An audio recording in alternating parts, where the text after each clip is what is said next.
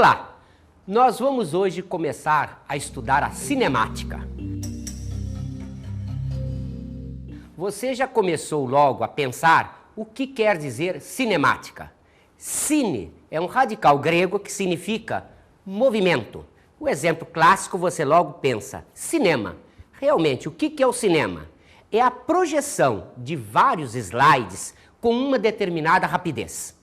Então, imagine que eu tiro um slide assim, outro slide assim, outro slide assim.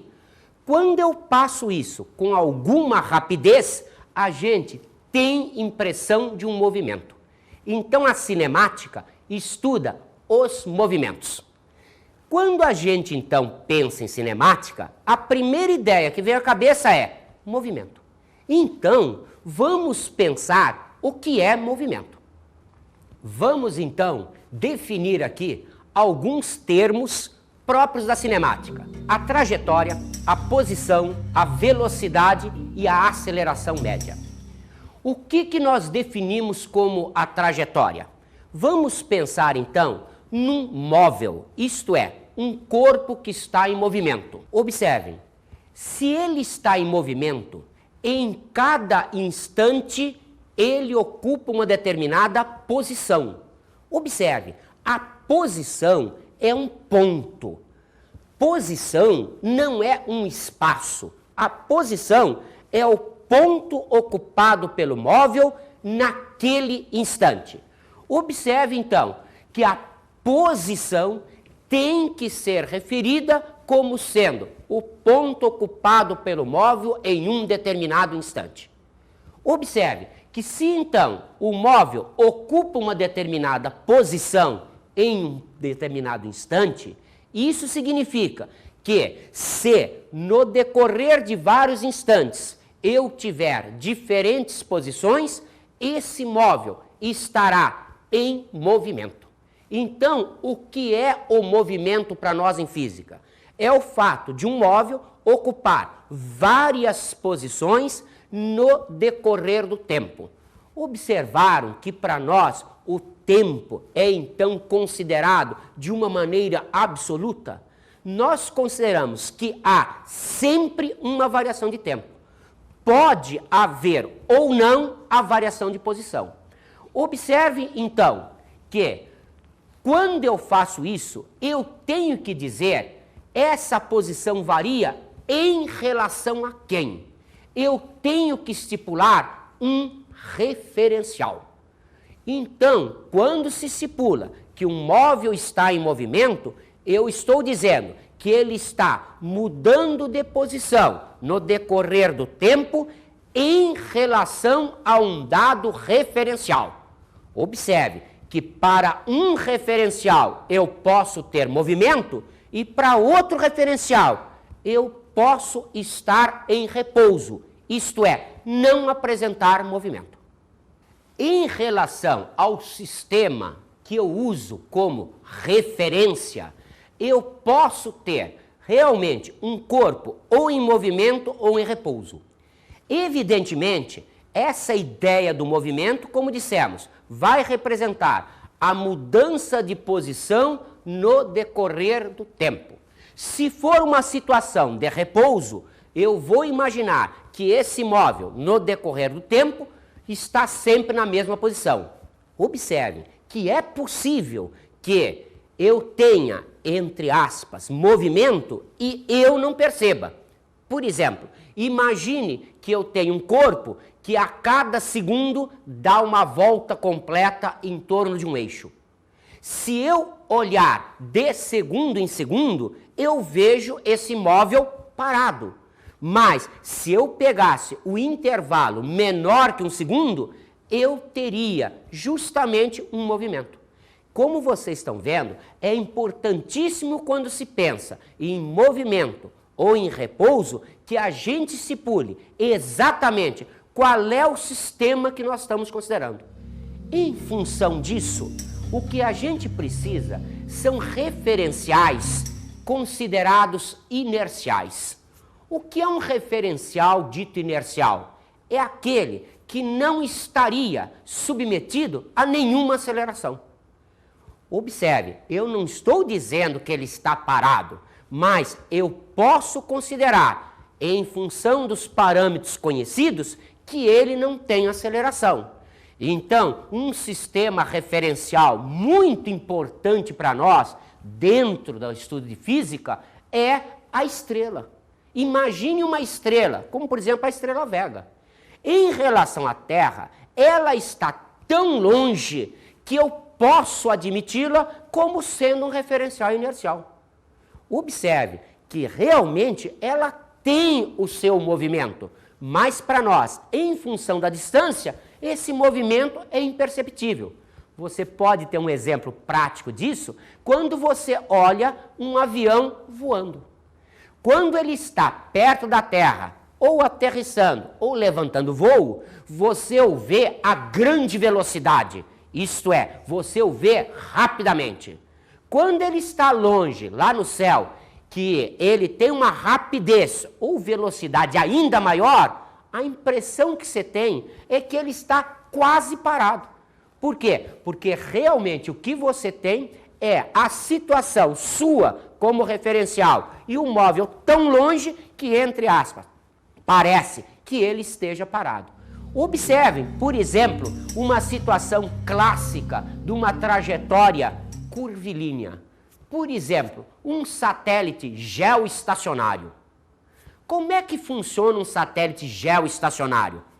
Entre aspas, ele está parado em relação à Terra. Ora, todos nós sabemos que a Terra tem movimentos. Um deles é o movimento de rotação, em torno do seu próprio eixo. Então, um satélite geoestacionário significa que, em relação à Terra, ele está parado. Isto é, para o referencial Terra, ele está sempre na mesma posição. São os nossos satélites de comunicação. Então, eles ficam, entre aspas, parados em uma mesma posição, em relação à Terra. Observe, como falamos então, no caso do geoestacionário, ele descreve uma trajetória em torno da Terra. Ora, a trajetória, então, ela pode ser considerada retilínea ou curvilínea. Evidentemente, quando se pensa numa trajetória retilínea, nós estamos tratando, em termos de física, de um modelo físico. É uma situação teórica. Nós não temos nenhuma possibilidade, fisicamente, de realizar uma trajetória que seja retilínea. Porém, existem determinadas curvas que têm grandes raios, que eu pego um pedaço tão pequenininho que eu posso aproximar essa curva daquilo que se chama praticamente uma reta. Então, observem o piso, o chão. O chão é retilíneo? Você olha e vai dizer, eu estou vendo retilíneo, mas ele está em cima da Terra. Se a Terra é curva, esse chão também é curvo. Então, a trajetória retilínea, ela é um modelo físico. Ela é algo imaginário. Ela não tem uma existência real. Mas eu posso, para facilitar a compreensão disso, imaginar uma curva tal que ela se aproxima o mais possível daquilo que matematicamente é definido como reta. Essa trajetória, então, nós vamos estudar aqui em física, lembrando sempre desse pormenor. O que vamos considerar são trajetórias curvilíneas que pega-se um pedaço tão pequeno que se aproxima de uma reta. Também as trajetórias curvilíneas, nós podemos considerá-las abertas ou como fechadas. Cuidado agora, quando se estuda a trajetória, a gente está mostrando como a posição do móvel está variando. Então, cuidado, nós vamos daqui a pouco trabalhar com gráficos. Eu posso ter um móvel executando uma trajetória retilínea e, mesmo assim, o gráfico da posição ser uma curva. Cuidado para não confundir as duas coisas. O gráfico de posição é uma coisa, a trajetória é exatamente outra coisa. Vamos então considerar agora um móvel que ocupa várias posições no decorrer do tempo.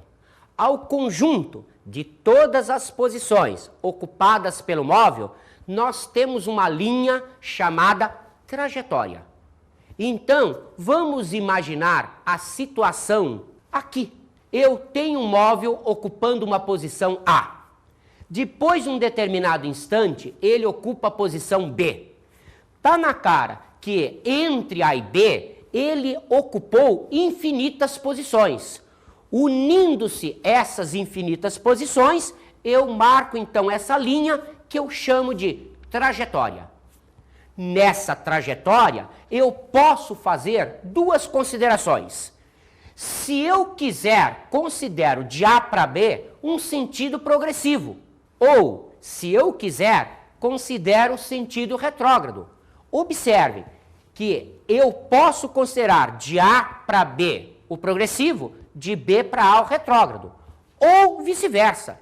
Não dá diferença nenhuma. É uma consideração, um arbítrio meu. Agora, vamos então associar a trajetória ao referencial. Então, vamos colocar um par de eixos x e y. Observem que agora eu estou tendo uma referência dessa trajetória em relação a um sistema referencial. Então, agora, está aí a situação montada como se quer. Eu posso, por exemplo, considerar que se no instante inicial 0 o móvel ocupava a posição A, eu chamo isso de posição inicial. Então, A corresponde à posição inicial. Observe, após um tempo T1, tal que T1 seja diferente de 0, eu tenho um ΔT, um intervalo de tempo. Isto é, delta em física, para nós, representa sempre a diferença entre uma situação final e uma situação inicial. Então, a situação final é o tempo T1. A situação inicial é o tempo T0. Várias vezes, na prática, você faz isso daí. Você pega um cronômetro e vai marcar um tempo. O cronômetro, geralmente, 99% das vezes, ele é disparado quando o ponteiro está na posição 0. O que significa isso? Que você está admitindo que o T0 é igual a 0. Então, vamos imaginar o que acontece se eu tiver a posição B considerada posição final. Lembre-se, o A foi a posição inicial. O B, estou considerando a posição final. A posição no instante T1, que é diferente de 0. Observe, então houve uma variação de posição. O que é a variação de posição? A variação de posição, como sempre, é a diferença que existe entre a posição final, que eu admiti a posição B, e a posição inicial, que eu admiti posição S0. Então, observe, nós podemos agora estabelecer uma equação horária do movimento. O que significa isso? Significa que nós vamos estabelecer uma equação de correspondência entre a posição e o tempo. Observe, a posição, ela é uma função do tempo. Lembra-se o que falamos agora há pouco? Falamos agora há pouco para vocês que o tempo para nós é considerado absoluto. Então, se você se lembrar de matemática, você vai ver que essa expressão é como se fosse um y igual a uma função de x. Ora, x, lá em matemática, você diz, é a variável independente. Y é a variável dependente. Isto é, y varia de acordo com a variação de x. O que nós estamos mostrando aqui é a mesma coisa. A posição é uma função de tempo. O que significa isso? Que a posição vai variar de acordo com o instante considerado. Observe, então, que quando se faz o gráfico de um movimento, o que a gente faz? Nós vamos marcar no eixo X os instantes. Nós vamos marcar no eixo Y as posições. Observe, se eu pegar esta equação, é a equação de posição igual a 5 mais 5t. Como vocês estão vendo, a posição é uma função do tempo. Estou admitindo fisicamente que as unidades usadas aqui são as unidades do SI. O que quer dizer isso? Quer dizer que a posição estará obrigatoriamente em metros, o tempo obrigatoriamente em segundos. Qual será o gráfico disso? Observe, eu vou montar uma tabela. Aqui estão os tempos, ali estão as posições. Então, se o tempo é igual a zero, isto é, se o instante é zero, a posição é 5 metros. Se o instante é o instante 1, a posição é 10 metros. Se o instante é 2, a posição 15, e assim sucessivamente. Construindo-se o gráfico, nós podemos ter a situação mostrada assim. Eixo X mostrando os instantes. No instante 1, a posição ocupada é 10. No instante 2, a posição ocupada é 15. E assim sucessivamente. Perceberam que eu obtive aqui uma reta? Isso não quer dizer que a trajetória seja uma retilínea. Eu posso ter esta situação numa trajetória curva. O que nós mostramos para vocês agora há pouco? Que a trajetória não está representada no gráfico. O que o gráfico representa é a função horária da posição. Então, nesta situação, a função horária, como é uma função de primeiro grau, ela é representada graficamente por uma reta. Você ainda se lembra de matemática? Vamos ver. Aqui eu tenho o ângulo alfa. O que nós sabemos do ângulo alfa? Nós sabemos que a tangente de alfa é definida pela relação entre o cateto oposto a ele e o cateto adjacente a ele, já que isto é um triângulo retângulo, valem as relações trigonométricas. Então, observe, a tangente de alfa aqui vai representar este cateto, isto é, a diferença 20 menos 5, por esse cateto, que é 3 menos 0. Guarde isso na cabeça. A tangente desse alfa, matematicamente, está bem definida. Nós vamos precisar isso em termos de física. Mas já fique com essa ideia na cabeça. A tangente, ela representa a relação entre cateto oposto e o cateto adjacente.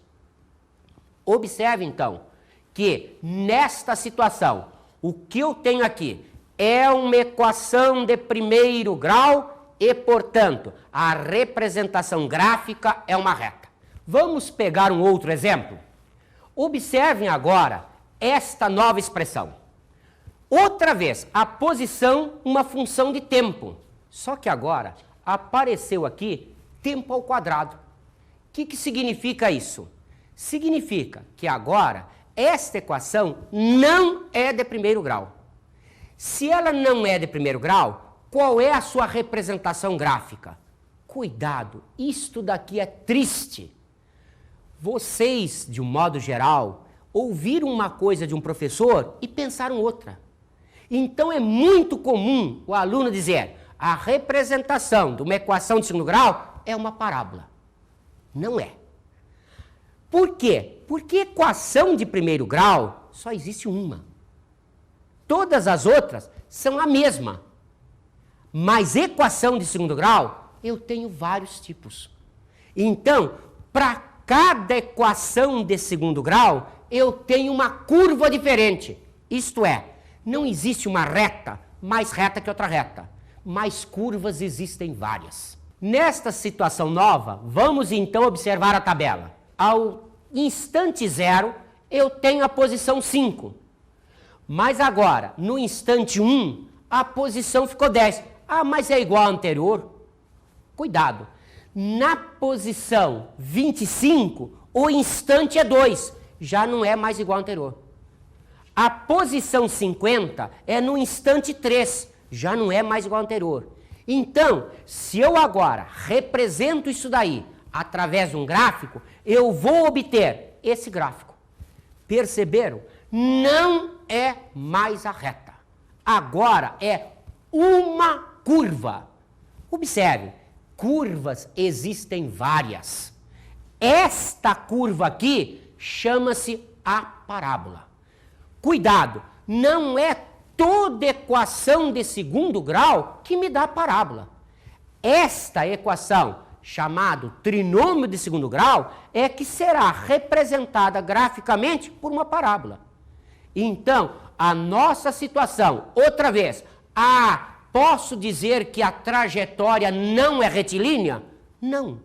Eu posso ter esse gráfico descrito por um móvel em trajetória retilínea. Esta curva não é a trajetória. Ela representa apenas a posição que o móvel ocupa em cada instante que eu considerei. Observe, então, que quando nós falamos em curvas, nós temos várias curvas. Por exemplo, se a gente pegar uma circunferência de círculo, qual é a equação da circunferência de círculo? Você sabe de matemática. Ela é x2 mais y2 igual a constante. Perceberam? Isso é uma equação de segundo grau e não é uma parábola. É uma das curvas. Cuidado com esta. Observe, a hipérbole equilátera. A hipérbole equilátera tem uma expressão matemática para ela. Vamos ver? Observe, y igual a sobre x. Tem muita gente que acha que a equação é de primeiro grau. Por quê? Porque apenas eu tenho expoente 1. Não é verdade. Aqui eu tenho expoente 1 para as incógnitas, e a equação é de segundo grau, não é de primeiro grau. Por que ela é de segundo grau? Porque quando eu fizer um gráfico disso daqui, eu vou obter obrigatoriamente uma curva chamada a hipérbole equilátera. Observe, se eu pegar uma parábola, que é outra curva, a expressão matemática dela será ax2 mais bx mais c igual a y, que vocês conhecem com o nome clássico de trinômio de segundo grau. Então perceberam que eu tenho, entre aspas, uma reta e várias curvas. Para cada curva eu tenho uma equação matemática correspondente. Vamos então definir aqui fisicamente a velocidade escalar média. Definimos a velocidade escalar média como sendo a variação da posição na variação do tempo. Representa-se a velocidade escalar média com aquela barra em cima do V. Cuidado, estamos dizendo velocidade escalar média, variação de posição pela variação do tempo. A minha nave demora 15 segundos para percorrer 50 km. Você acha que eu sou mais rápido que um carro de Fórmula 1? Você é aproximadamente 40 vezes mais rápido que o carro de Fórmula 1. Ainda não é o suficiente para se manter em órbita em torno da Terra, mas já tem uma nave bem rapidinha. Vamos então definirmos as suas unidades. Então, quais são as unidades utilizadas? Primeiro, como sempre, vamos à unidade SI. Metro por segundo ou metro segundo a menos 1. Observe que essa é a unidade considerada a melhor de todas, é do Sistema Internacional. Mas, muitas vezes, nós usamos outras unidades. Por exemplo, no sistema CGS, centímetro por segundo ou centímetro segundo a menos 1. Esta unidade é tal que 1 metro por segundo é a mesma coisa que 10 ao quadrado centímetros por segundo, 100 centímetros por segundo. Observe mais, nós temos fora de sistema outras unidades que são muito usadas. Por exemplo, nós temos o quilômetro por hora. quilômetro a menos 1. Todos vocês estão acostumados a ouvir isso. 1 km por hora corresponde a 1 sobre 3,6 metros por segundo. Tal que 36 km por hora corresponde a 10 metros por segundo. Observe, isso nós usamos muito como velocidade terrestre. Mas no sistema da Marinha não se trabalha com ela. Trabalha-se com o nó, que é a milha por hora. Isso também tem problemas. A milha, ela é definida como terrestre ou marítima. Então o nó seria a milha marítima por hora, isto é, 1,85 km por hora. Vamos então agora falar numa outra velocidade, a velocidade média. O que significa a velocidade média? O espaço percorrido pelo tempo. Cuidado agora. Observe, imagine que um móvel saiu de uma determinada posição, andou 400 quilômetros até um ponto qualquer e voltou para a mesma posição. O que significa isso? Que, nesse exemplo, nós temos a posição final é igual à posição inicial. O que significa isso para nós em termos de física? Que o ΔS é igual a zero. Isto é, se o numerador da fração é igual a zero, a fração é igual a zero. Então, ΔS igual a zero implica que a velocidade escalar média é zero. Mas ele andou 800 quilômetros. Então, se ele andou 800 quilômetros, a ideia que a gente tem, se ele gastou um determinado tempo para fazer os 400 quilômetros de ida e os 400 quilômetros na volta, a minha velocidade, considerada média, num tempo, por exemplo, de 10 horas, é de 80 km por hora. Vamos ver, por exemplo, o caso de uma equipe de natação que faz uma prova de revezamento. Os nadadores vão e vêm. Se eles ocupam a mesma posição inicial e final, a velocidade escalar média é nula. Mas a velocidade média da equipe será sempre o espaço total que eles nadaram pelo tempo gasto nesse período. Vamos ver então o gráfico da velocidade escalar média.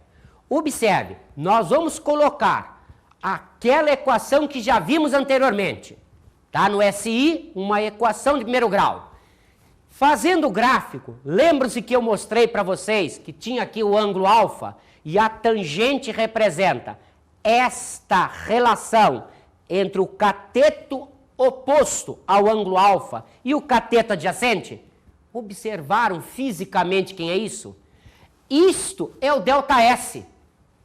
Isto é o ΔT. O que quer dizer isso? Quer dizer que a tangente daquele ângulo alfa representa a relação ΔS por ΔT.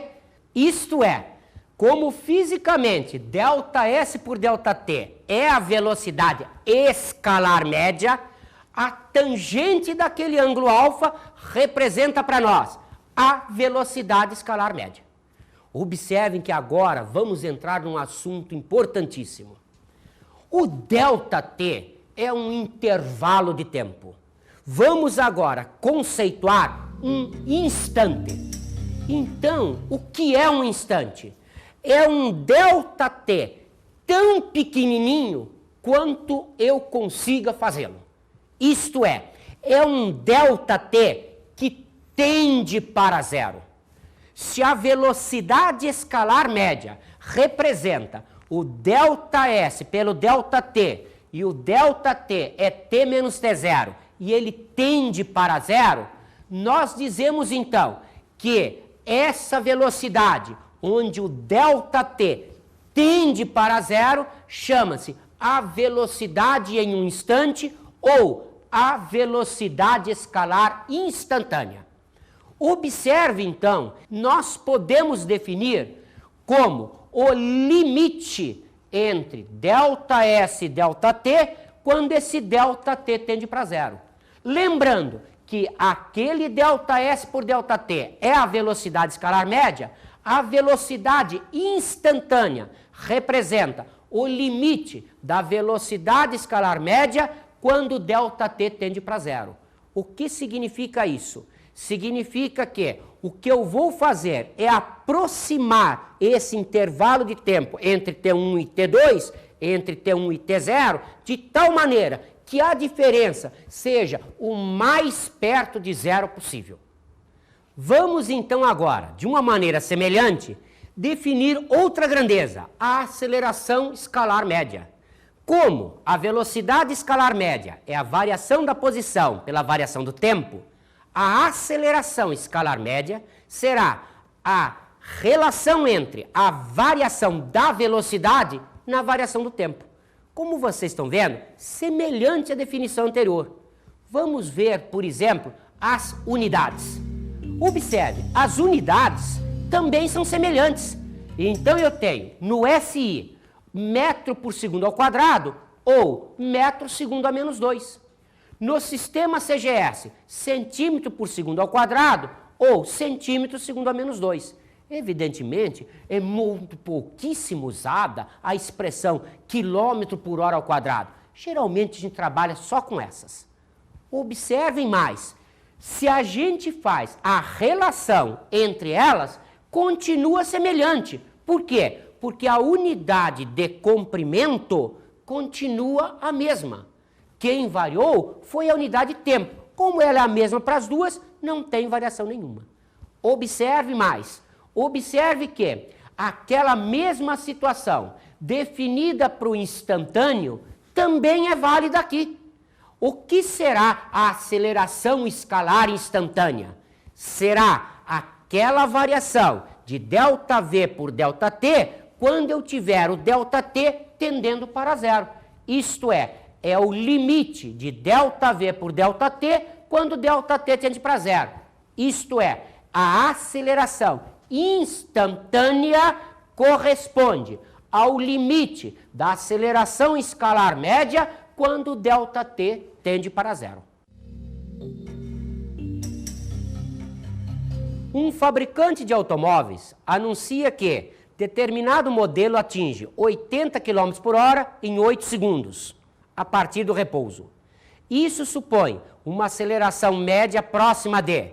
As nossas opções são 0,1 metro por segundo ao quadrado, 3 metros por segundo ao quadrado, 10 metros por segundo ao quadrado, 23 metros por segundo ao quadrado e 64 metros por segundo ao quadrado. Vamos então à solução? Observe, a velocidade inicial é zero, partir do repouso. Além disso, sabemos que a velocidade final é 80 km por hora. Transformamos para metros por segundo, porque as opções estão em metros por segundo ao quadrado. Então fazemos a divisão por 3,6 para podermos ter a velocidade em metros por segundo. Observe que essa razão me dá 22,2 aproximadamente. Como o problema está pedindo uma aproximação, não tem problema nenhum. Fazendo então a equação da aceleração escalar média, ΔV por ΔT, podemos então escrever a aceleração escalar média será a velocidade final menos a velocidade inicial dividido pelo intervalo de tempo. Isso então nos conduz a aceleração escalar média é 2,78. Cuidado, lembra-se dos significativos? Como o tempo foi apresentado com um significativo, a minha resposta em função da divisão só pode conter um significativo. A nossa resposta será então 3 metros por segundo ao quadrado. Vamos então à nossa dica de estudo de hoje.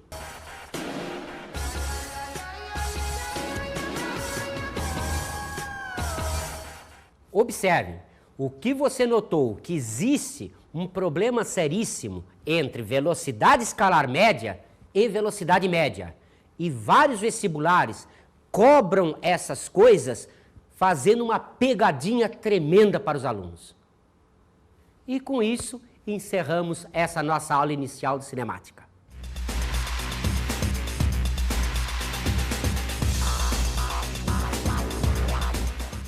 Na aula de hoje estudamos a cinemática. Observe, trajetória, posição, velocidade e aceleração, escalar média e as instantâneas. Cuidado também com a velocidade média. E abordamos o conceito de referenciais. E observe que um móvel pode estar em repouso em relação ao referencial e em movimento em relação ao outro. Bons estudos!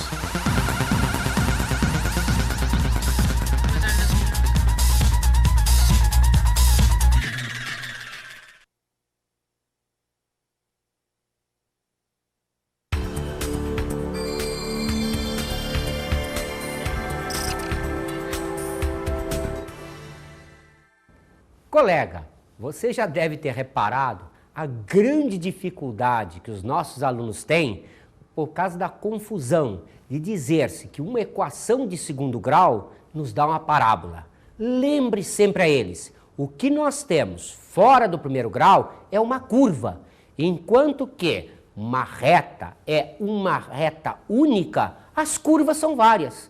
Então, cada curva terá a sua equação. É muito bom a gente botar isso na cabeça deles, porque vamos precisar quando fizermos os gráficos.